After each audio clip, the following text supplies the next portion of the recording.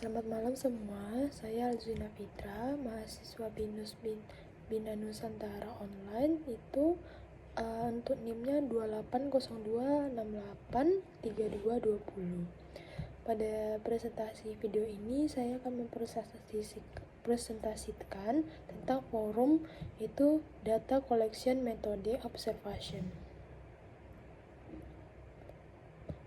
Yang pertama, untuk case study-nya, ada sebuah perusahaan retail online di Indonesia, Shopee, ingin melakukan penelitian untuk memahami kepuasan pelanggan terhadap layanan pengiriman cepatnya. Karena pelanggan Shopee tersebar di seluruh provinsi, tim riset perusahaan menyadari pentingnya menentukan populasi, elemen, sampel, unit, dan subjek secara cepat. Awalnya, tim menetapkan seluruh pengguna aktif Shopee selama 1 tahun terakhir sebagai populasi. Namun, ketidakbatasan waktu dan sumber daya membuat mereka hanya dapat mengakses pelanggan yang melakukan pembelian dalam 3 bulan terakhir. Data pelanggan diambil dari sistem CRM, di mana setiap akun pelanggan berpotensi mewakili satu individu, namun beberapa pelanggan memiliki lebih dari satu akun.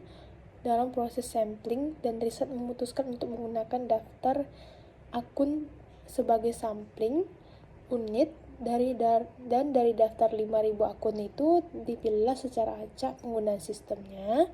Namun hanya 3.800 pelanggan yang benar-benar mengisi kuesionernya, sehingga mereka menjadi subjek dalam penelitian. Dan masalah yang muncul pun dari hasil riset menunjukkan bahwa kepuasan yang paling tinggi itu 4,7 hingga 5. Di analisis responden berasal dari kota base seperti Jakarta, dan pelanggan dari wilayah rural sangat sedikit terwakili. Maka pertanyaan pertama, analisis kesalahan konseptual yang mungkin terjadi dalam definisi populasi sampling unit. Kesalahan dari konseptual yang teridentifikasi, yang pertama itu ada ketidaksesuaian target populasi dengan perbandingan antara assignable dan population target populations dari seluruh penggunaan aktif selama 1 tahun terakhir. Dan assignable population itu hanya pelanggan dari 3 bulan terakhir yang sedang bermasalah. Terjadilah temporal bias karena assignable population itu hanya mencakup 25% pada waktu target population, dan pelanggan yang belanja di 9 bulan pertama tidak terwakili, padahal dari pengalaman mereka mungkin sedikit berbeda, dan periode promo musim tertentu berubah ketika kebijakan pengiriman. Yang kedua, ada itu konfusi antara unit sampling dan elemen sampel penelitian. Seharusnya sebuah individu itu pelanggan itu menggunakan akun pelanggannya sendiri. Masalah kritisnya, hubungan one-to-one yang terjamin karena satu akun mungkin akan digunakan bersama dengan keluarga yang lainnya, sehingga data yang dihasilkan pun tidak realistis, dan samplingnya pun menjadi tidak lengkap. Dari daftar akun CRM mencakup informasi geografi yang tidak memadai, dan tidak adanya strativitas dari berdasarkan wilayah geografis, dan juga mengabaikan hanya suatu kevalitan dari data tersebut. Maka, data pelanggan kota besar yang aktif dalam 3 bulan terakhir memiliki akun terdaftar dalam sistem CRM di seluruh pelanggan Shopee di Indonesia. Kemudian, untuk pertanyaan kedua, di sini ada terlihat perbedaan masalah antara target sampel aktual sampel dapat mempengaruhi fasilitas eksternal hasil penelitian, di mana ada aspek jumlah, representasi geografis, dan karakteristik. Di mana untuk jumlah itu kan bertargetkan target simpelnya itu 5.000 akun, dan aktual sampel itu secara subjek itu hanya 380, dan gapnya itu menjadi 24% non-respon. Kemudian ada representasi geografis itu secara profesional, dan aktual sampel secara dominan hanya di Jakarta dan Surabaya saja. Untuk gapnya, surface geographic bias. Kemudian karakteristik, random dan assignable di POP atau dari aktual sampelnya, save, selected, dan respon. Itu hasilnya selection yang bias. Kemudian untuk pertanyaan ketiga, bagaimana rancangan perbaikan prosedur sampling penggunaan riset yang lebih representatif pelanggan di seluruh Indonesia? Dampak atas perbaikan sampling unit atas subjek di struktur data tercatat di mana ada elemen maka ada penggunanya.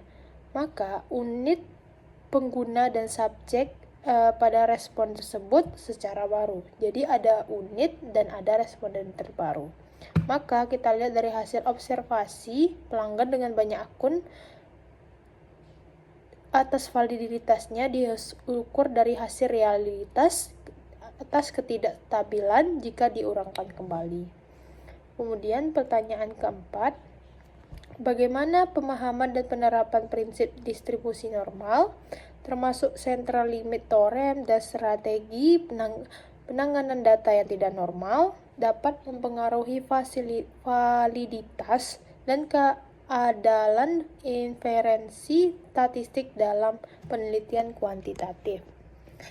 Di mana distribusi normal penting karena hanya banyaknya uji statistis menggunakan ANOVA regresi dengan mengasumsikan normalitas jika tidak ada norma.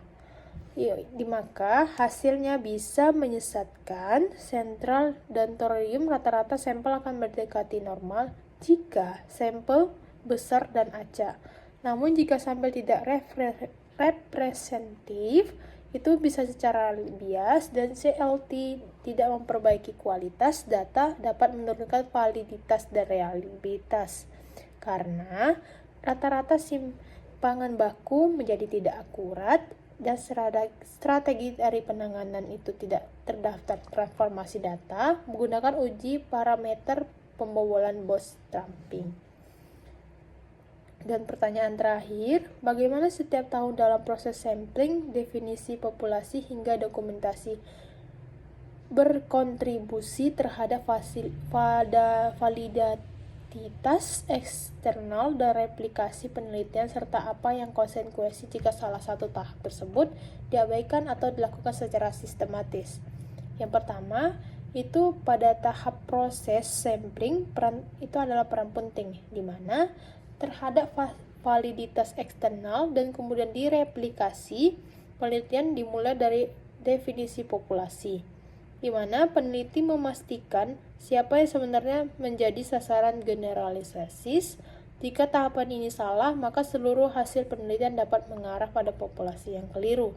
Selanjutnya, identifikasi elemen atau unit analisis menjamin bahwa objek penelitian benar apakah individu rumah tangga atau akun hanya menjadi bias atau duplikasi data. Yang dimana juga dalam tahap penentuan sampling unit, teknik sampling, penelitian memastikan representasi yang adil di seluruh populasi. Penggunaan metode yang tidak sistematis atau bias akan menyebabkan kelompok tertentu terwakili secara berlebihan atau terabaikan, yang menurunkan validitas eksternal. Kemudian dalam proses pengumpulan data, penanganan respon non-responses, penting untuk menjaga agar respon tidak hanya berasal dari kelompok tertentu, dan jika diabaikan, hasil akan berat sebelah dan tidak dapat teregenerasi. Berikutlah presentasi untuk forum ini. Jika ada kekurangan data, mohon maaf. Terima kasih.